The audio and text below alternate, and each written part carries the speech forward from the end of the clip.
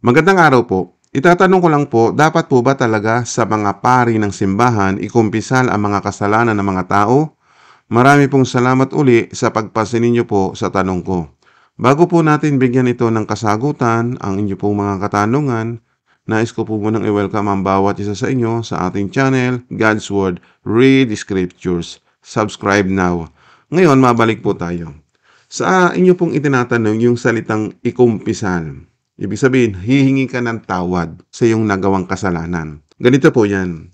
Kung ikaw ay nagkasala sa Diyos ka mangungumpisal. Sa Diyos ka hihingi ng kapatawaran sa iyong nagawang kasalanan. Ngayon, may pagkakataon naman na ikaw ay nakagawa ng kasalanan sa iyong kapwa-tao. Meaning, ikaw din ang lalapit sa Kanya para humingi ng tawad. Natural na nagkasala ka, humingi ka ng tawad doon sa taong nagawan mo ng kasalanan. So kung tama yon, gawin mo yon dahil utos yun ng Diyos. Ngayon, kung ikaw naman ang ginawa ng kasalanan ng isang taong sabihin natin kapatid sa pananampalataya o hindi man, merong ganun tao, di ba? Kasi po, dapat alam ninyo, may mga kapatid sa pananampalataya na pwede magkasala sa iyo. At yung mga hindi rin kapatid sa pananampalataya na makakagawa sa iyo ng kasalanan. Anong gagawin natin doon? Unang-una, kapag kapatid mo sa pananampalataya, magpatawad ka. Amen? Pero kung yung mga taong hindi mo kapatid sa pananampalataya at ginawan ka ng kasalanan, may mga batas ang lipunan, ang mundong ito. Doon natin isisingguni para hatulan sila sa gawa nilang kasalanan. Malinaw po ba? Ngayon, umpisa muna natin. Dito sa inyong itinatanong. Inilinaw ko lang po, no? Kasi po may mga bagay tayong gampanin at gawin kung utos ito ng Panginoon. Dahil ang itinatanong po ninyo, yung mga taong nagkasala, kaya nga po, ini-specific po natin, ano, kapag ikay nakagawa ng kasalanan, kung sino man yung nagawa mo ng kasalanan, doon ka pupunta at lalapit. Hindi sa mga pari. Bakit ka pupunta sa pari? Para mangumpisal. Hindi naman siya nagkasala sa iyo. At hindi naman siya Diyos para lumapit ka sa Kanya at humingi ng tawad. Ang pari ay tulad din natin. Tao. Nagkakasala at nagkakamali. Ganun pa man, para maintindihan natin ang pagkukumpisal. Kung sa Diyos ka nagkasala, sa Diyos ka lalapit. So basahin muna natin ito. Sa mga sulat po ni Ezra. 10:11. Ngayon, ipahayag ninyo ang mga kasalanan ninyo sa Panginoon. Ibig sabihin, kung sa Panginoon tayo nagkasala, sa Panginoon tayo lalapit. Kasi itong pangungusap na ito, unang-una, yung Diyos na kinikilala ng Israel, yun din naman ang ating pupuntahan at dadalanginan. At siya din yung Diyos na magliligtas sa atin. At yung Diyos, sa Kanya din tayo nagkakasala, kaya sa Kanya tayo hihingi ng tawad. Doon sa Diyos ng Israel. Hindi naman maraming Diyos eh. Ang Diyos na pinaglilingkuran ng Israel, na doon sila nagkakasala, kaya naisulat ito, diyan din tayo lalapit sa Diyos para humingi ng tawad kung tayo nagkasala sa palantuntunan ng Diyos. Kasi nasa bagong tipan tayo. Mamaya papakita ko sa inyo, bakit tayo nagkakasala sa Diyos? Bagamat ang Diyos ay may tipanan sa mga Israelita. Kaya nga po, nagkaroon ng bagong tipan para pangkalahatan naman.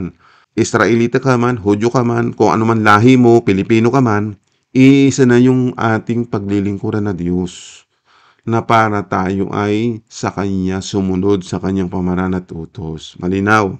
Ngayon, kung tayo naman ay nagkasala sa ating kapwa o yung tao naman ay nagkasala sa atin, may ganito naman tayong mababasa para maintindihan natin.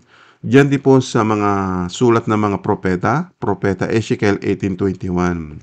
Ngunit kung ang taong masama ay magsisi sa lahat ng kasalanan niya at sumunod sa aking mga tuntunin at gumawa ng matuwid na tama, hindi siya mamamatay kundi patuloy na mabubuhay. Ngayon, dahil sa binasa natin to, kailangan natin magsisi sa Panginoon. Lumayo sa kasalanan at sumunod sa Kanyang pamaraan. Kanyang kasi pong mga tuntunin, Kanyang mga utos at pamamaraan. Malinaw po ba?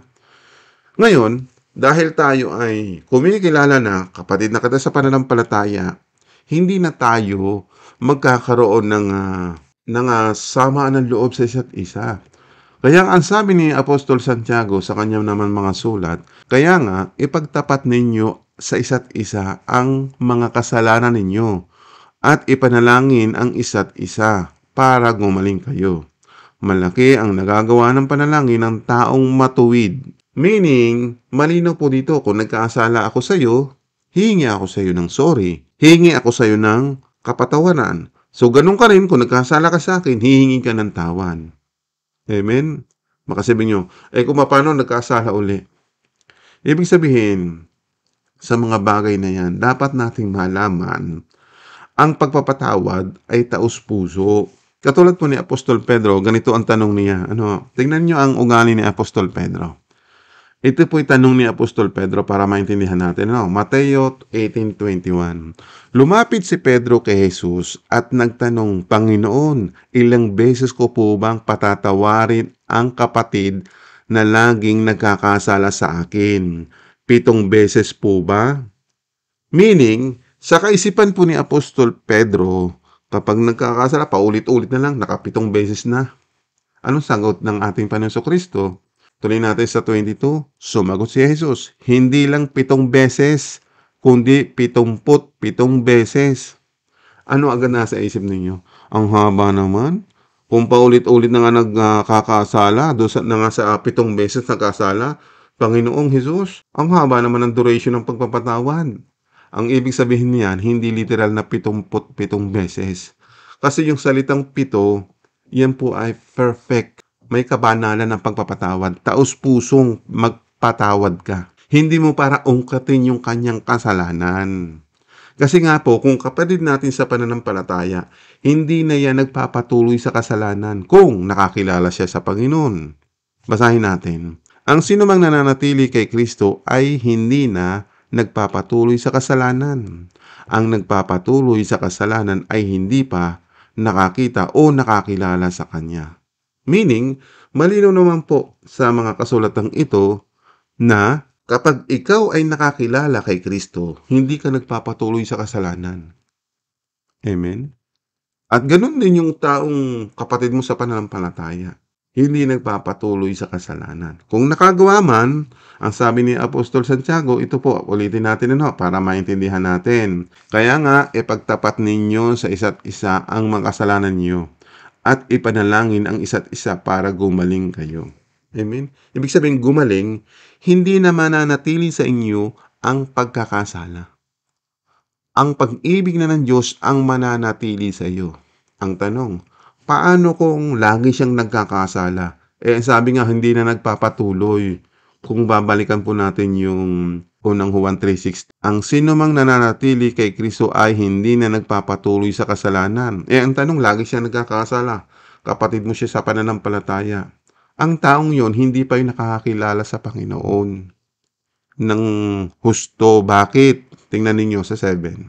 Basahin natin sa verse 7. Mga anak, huwag kayong padadaya kanino man. Ang sinumang gumagawa ng tama ay matuwid, tulad ni Kristo na matuwid. So malinaw. Kaya hindi tayo magkakasala sa ating kapatid dahil hindi na tayo nagpapatuloy sa kasalanan.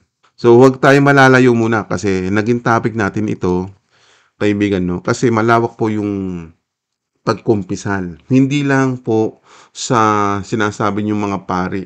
Kasi ang kala nyo, pag nagkasala kayo sa inyong kapatid, sa inyong grupo, di ba? Sa ibang tao, lalapit ka doon sa pari para humingi ng tawad. Hindi po ganun.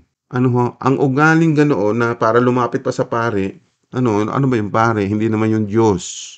Hindi ka naman doon nagkamali, hindi ka naman doon nagkasala. Hindi naman ikaw nakagawa ng kasalanan doon sa pare. Dito malinaw, kapag tayo nagkasala, kung kanino man doon ka lalapit. Amen? Kung ikaw naman ang ginawa ng kasalanan, ikaw pa rin ang magpapatawad. Di ba? Parang mahirap? Hindi po, kasi alam mo sa puso mo, ang pamumuhay mo'y matuwid. Balik natin ito, Kaya nga sabi ko sa inyo, may way, may paraan ang pagpapatawad. Halimbawa, nag-asala ang kapatid mo, patawarin mo siya. Amen? Para hindi humantong sa demandahan. Pero yung nagkasala sa iyo, hindi mo kapatid sa pananampalataya, may hustisya ang mundo. Ibig sabihin, may batas ang mundo, doon siya mananagot. Hayaan mong ang batas ng mundo ang humatol sa kanya sa kanyang nagawang kasalanan sa iyo. So malinaw po ba? Ngayon, ituloy lang natin. Para sa mga kapatid sa pananampalataya, dapat ganito, maging matalino kayo. Sabi dito, huwag kayong padadaya kanino man. Paano yon? Para hindi tayo madaya. Para malaman natin kung talagang kapatid natin sila sa pananampalataya. Sabi pa dito, no? Tuloy natin sa verse 8. Ngunit ang nagpapatuloy sa kasalanan ay kampo ng dyablo. Dahil ang dyablo ay gumagawa ng kasalanan mula pa sa simula.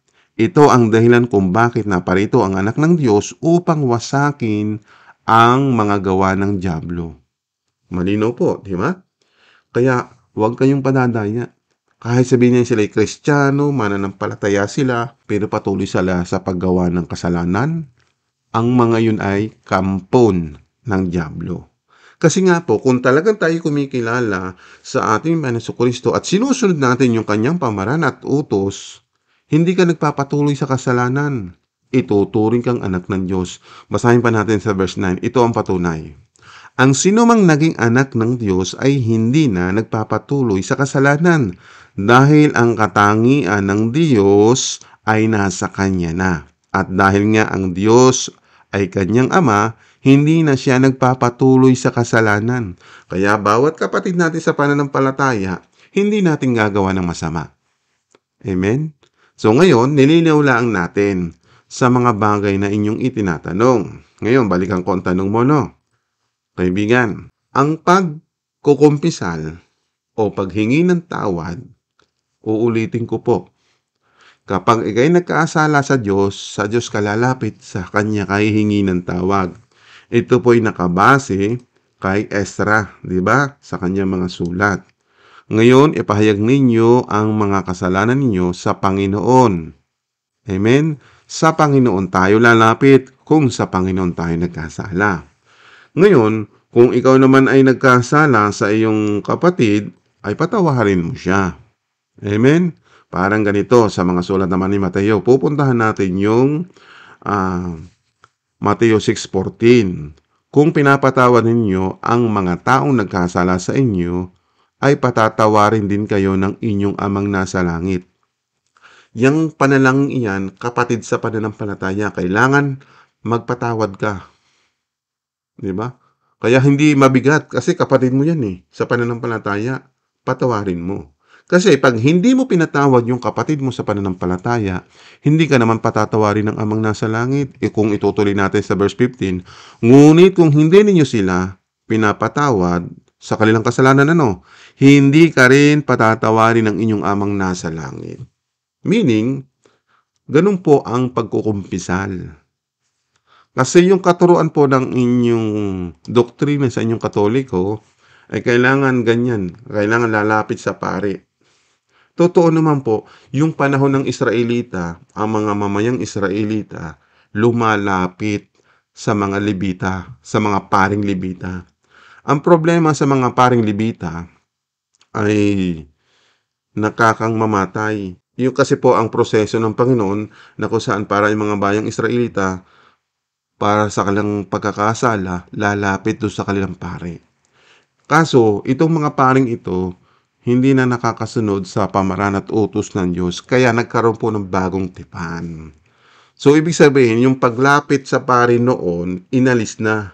Ngayon, ang ginawa naman ng mga Pilipinong itong pahari, hindi naman sila Levita, hindi naman sila Israelita. Bakit nila gagawin yun? At unang-una, tapos na po yan. Kaya po nagkaroon ng bagong tipan, alamin natin kay Kristo. Si Kristo na po yung ating punong pari. Siya na po ang namamagitan sa atin ngayon. O, pakita ko po sa inyo. Para makita natin, babasahin natin sa kasulatan. Si Jesus ang pinakapunong pari natin sa ngayon. Hindi na yung mga tao na kung saan ay mamagitan sa Diyos. Si Kristo na po yung namamagitan sa Diyos. So, alamin po natin sa mga sulat ni Apostol Pablo. Hebreo 7:20. Basahin po natin sa mga sulat ni Apostol Pablo. Mas mabuti ang bagong pag-asang ito dahil nilakipan ito ng Diyos ng panunumpa. Hindi siya nanumpa ng tawagin niyang mga pari ang lahi ni Levi. Ibig sabihin si Levi po, ito po yung angkan ng Israel. May 12 angkan po ang tribo ng Israelita. Kaya yung isang tribong ito na si Levi o mga Levita, sila po yung naglilingkod sa templo ng Diyos para mamagitan sa Diyos. Amen? Ngayon, para maintindihan pa natin, hindi na pa dapat gawin nating mga Pilipino kasi yung mga Pilipino, ginagawa pa yung mga bagay na tapos na. Unang-una, hindi pwedeng piliin ang mga Pilipino para maging pari. Para lang yun sa mga Israelita. Malinaw po ba? Ngayon ituloy natin sa 21. Pero nanumpa siya nang gawin niyang pari si Jesus. Meaning, napakalinaw po, si Jesus na po yung bagong pari sa bagong tipan. Hindi pwede siyang palitan. Ito yung napag-aralan natin kung nasusundan po ninyo. Kasi sa mga nagtatanong, kino-connection ko lang po ito. Ano? Yung pinakapunong pari natin sa ngayon, si Jesus. Ulitin ko po. Pero nanumpa siya. Sino po yung nanumpa? Yung Diyos Ama. Ulitin ko. Pero nanumpa siya nang gawin niyang pari si Jesus. Ito ang sinasabi ng kasulatan. Susumpa ang Panginoon, yung Ama, na ikaw ay pari magpakailanman at hindi magbabago ang pasya niya. Meaning, ang pagkapari ng ating Jesucristo magpakailanman.